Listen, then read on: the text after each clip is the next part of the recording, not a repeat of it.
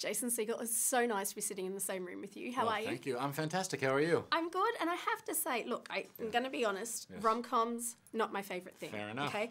Love that you've taken a fresh approach with the 5-year engagement. Thank you. How did you come up with it? Well, I think most romantic comedies end at the proposal. Yeah. End at the happiest moment. But that's not really what life is like, is it? You're now in store for a very rocky road, and that's what I wanted to write a movie about. That when you choose a partner, you're not saying I do to the happiest moment of your life. That would be easy. But you're saying I do to a best friend that you're going to traverse this very strange life with. That's actually a perfect way of putting it. Can you put that on all the marriage pamphlets and stuff out there too? Absolutely, yeah. I'll go by and tell people individually, one by one. I also love that the best friend you chose was Emily Blunt. You actually wrote Violet with Emily in mind. Why was that? Well, I learned something very young in terms of writing. I pick an actress that I want to make out with, and then I write a script where they have to. Perfect. Yeah. Yeah.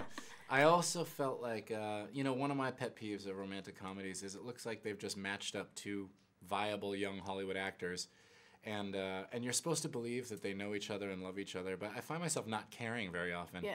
And in this, I think it's the chemistry that Emily and I have from our friendship off screen that really translates. And what's this about the studio execs telling you to lose weight for the role? Yeah, it was a very humbling moment. I had a meeting with one of the executives who said, listen, Jason, if we're going to do a movie where you and Emily Blunt end up together, it has to be at all conceivable to audiences that she would ever sleep with you.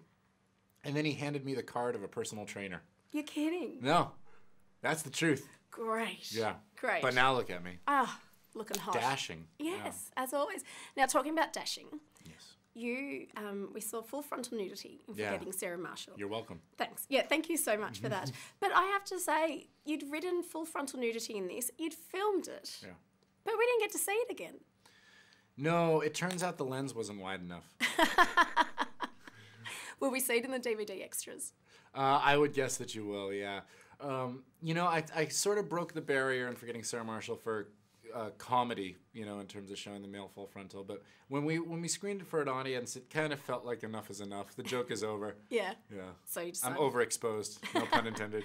Well, talking about jokes, I also have to thank you because you brought back some of my greatest funsters, the Muppets. Now, I was so excited seeing them on screen. I mean, I can't remember smiling from ear to ear the whole time. Yeah. What was it like for you fulfilling that dream? Because it was a while that you wanted to do this.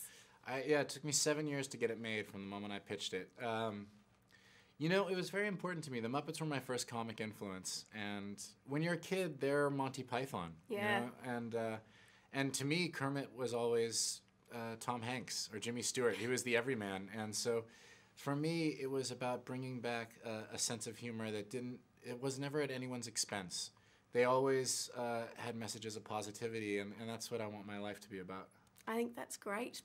There's talk about them doing a sequel, but you're not going to be involved in the sequel? My writing partner is going to take the helm. I worked on that for 7 years, and they started working on the second not a month after the first one came out, and I just needed a little puppet break. I wanted to pursue more human-related projects. Well, there's a couple of really exciting human-related projects that we want to hear about. This is 40, and The End of the World, which seems to star everybody in Hollywood and is reteaming you with your Freaks and Geeks co-stars.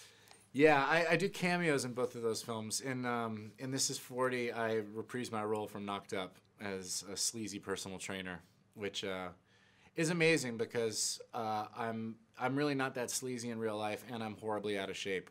So it's interesting casting. And then The End of the World, it was our whole group together playing ourselves. So that was a really fun few days just to see the gang reunited. And just finally, love you as Marshall and How I Met Your Mother. Thank you.